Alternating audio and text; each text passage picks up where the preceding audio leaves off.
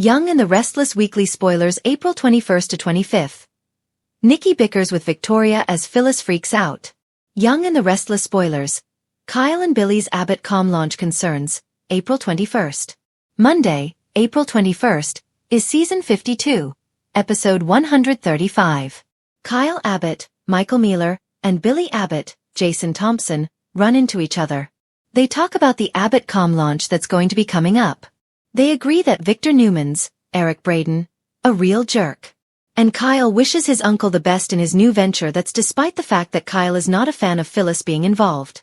He doesn't like her a whole lot at all. Nikki, Claire Grace Newman, Haley Aaron, and Victoria peek at some pics from Nick Newman, Joshua Morrow's Euro trip with Sharon Newman, Sharon Case, and the kids. But they are alarmed when Claire tells them she may move in with Kyle. Victoria is very worried because Victor is being so aggressive about Kyle. But Nikki tells her granddaughter that Claire should follow her heart. She says don't worry about your granddad. And that sets off Victoria. She argues with Nikki about the pressure he's putting on and what trouble defiance might bring on Young and the Restless. Claire is simply hoping Victor will change his mind about Kyle like he did about Cole. But Nikki says it's not going to happen because he is an Abbott. Instead, Nikki advises her to stand up to Victor, or else he will never stop. So, the argument's over, and Victoria seems to pivot. She finally agrees and is very mad at her dad for the way he is acting. Meanwhile, Claire says she is falling for Kyle. And while Victoria has her back, she's still worried that Kyle might hurt Claire. Then as Kyle joins them, Claire says she knows what the two of them need to do. She may go ahead and move in with him to prove a point to Victor. Also, Phyllis is frantic and caffeinated. She blabs to Daniel Romalotti, Michael Graziade, about work, but her son is not thrilled. Billy joins and wants to know if Daniel is still going to work with them. He and Phyllis start talking about what Daniel could do at Abbott.com. But Billy doesn't like her son's blatant lack of enthusiasm. Daniel's not sure that he wants to do this. He walks out. So, Phyllis chases after him in a panic. Daniel tells Phyllis he's struggling. She thinks the job could help him, but Daniel says Phyllis should just go do Abbott.com without him. Of course, she refuses, and then she goes back to talk to Billy about her son. While that's happening, Billy talks to Sally Spectra, Courtney Hope. He's worried that Abbott.com might have blown up already. And Billy says if Daniel walks out on it, so will Phyllis. So Billy, as a plan B, asks Sally if she will work with him. But she's all about fashion. She doesn't want to do what he's asking. Instead, she kind of encourages him to try and make it work with Phyllis. Also, Daniel heads over to talk to Tessa Porter, Kate Fairbanks, at Crimson Lights. He talks about how his life is off the rails, and he is not sure how to fix it. Y&R spoilers. Phyllis provokes Sally, Kyle's tough choice, April 22nd. Tuesday, April 22nd, is season 52, episode 136 of Young and Restless. Phyllis is pushing Sally's buttons. And it's kind of interesting because moments before, when Billy was talking about Phyllis walking out, Sally was very supportive and kind about her. But Red shows off her sometimes terrible personality. Also on Tuesday, Kyle makes a tough decision. Now, he and Claire have been talking about moving in together. Initially, she wasn't very sure. Then, Jack Abbott, Peter Bergman, offered that they could move into the Abbott mansion together. Kyle worries that'll set Victor off the deep end, so he might pivot. Kyle may say, if we want to live together, we need to move out on our own. That means moving Harrison Locke, Redding Munsell, away from his grandparents. So, we'll see exactly what his decision is next week. Plus, Tessa rides to the rescue when Daniel asks for her help with something. She is grilling him. Tessa wants to know if there's something that Daniel has wanted to do, but he didn't have time before. And that's what he needs her help with. Young and the Restless. Billy's risky moves, cancer update, April 23rd. Wednesday, April 23rd. Episode 137 of season 52 of Y&RC. Billy crossing lines. He does it to make a point. We'll see if this is about Sally, Phyllis, the business, Victor, or Dumas. We're counting down the days until we find out who Dumas is.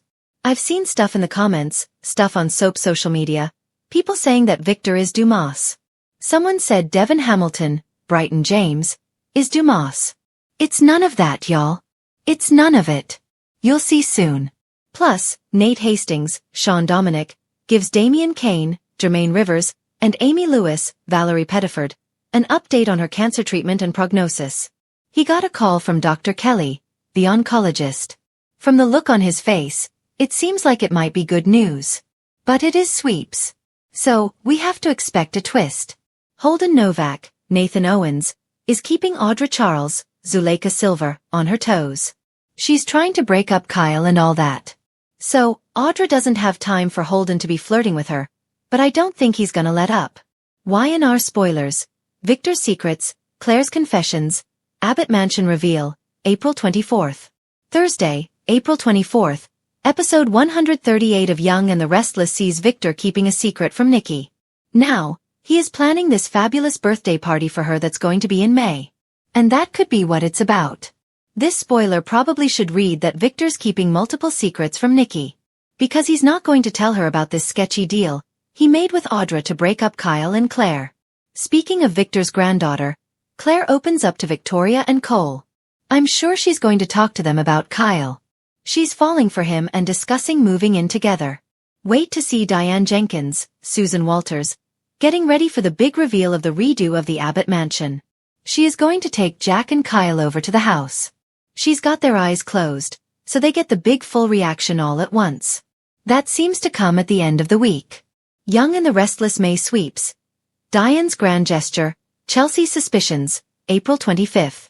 Young and the Restless spoilers for Friday, April 25th, which is season 52. Episode 139 have Diane trying to impress Jack. And she pulls out all the stops. So when he and Kyle open their eyes, we'll see their reactions. Then, we'll find out if they are thrilled or if it's a chilly reaction to her Abbott Mansion makeover. Chelsea Lawson Newman, Melissa Claire Egan, is wondering about Adam Newman, Mark Grossman's motives as next week winds down. This could be about Newman Media or their new relationship. Never ones to back down from a little chaos. But this week in The Young and the Restless, tensions at the Newman Ranch hit a fever pitch. Nikki, still reeling from recent betrayals, finds herself at odds with her daughter Victoria. While Phyllis Summers, in true Phyllis fashion, teeters on the edge of a full-blown meltdown that could shake Genoa City to its core. It all starts innocently enough. If anything involving Nikki and Victoria can be called innocent. Nikki's been on edge lately, struggling to maintain her sobriety under the crushing pressure of Victor's schemes and the dysfunction that follows every Newman family gathering like an uninvited guest. Victoria, however, has been laser-focused on business, determined to prove that she's the rightful heir to her father's empire. Even if that means locking horns with her own mother. Tension at the ranch. It's late afternoon at the ranch, and Nikki is seated by the grand piano, her fingers tracing the ivory keys without pressing down. Victoria strides in, a file tucked under her arm. Her jaw set in that familiar determined way that only spells trouble. "Mother, we need to discuss the board's vote," Victoria says, her tone clipped. Nikki sighs, her gaze distant. "Can't this wait? We've had enough family wars to last a lifetime, darling." But Victoria isn't backing down. "No, it can't wait. If we don't move quickly, Victor's next move will undermine everything I've built at Newman Enterprises." Nikki turns to face her daughter, the polished elegance of the Newman matriarch giving way to frustration.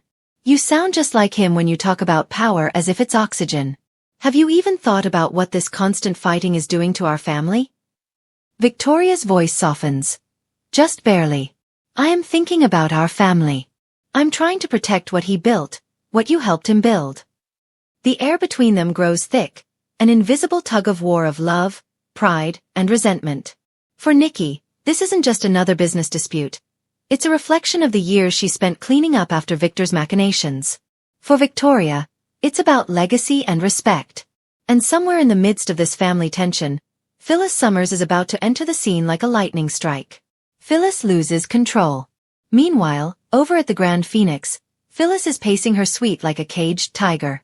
Her fiery red hair is disheveled, her mind racing with the endless list of things she's furious about. Chief among them, the fact that no one in Genoa City seems to take her warnings seriously anymore. Daniel has been distant. Summer is worried about her.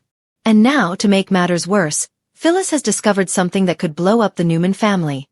Something she wasn't even looking for.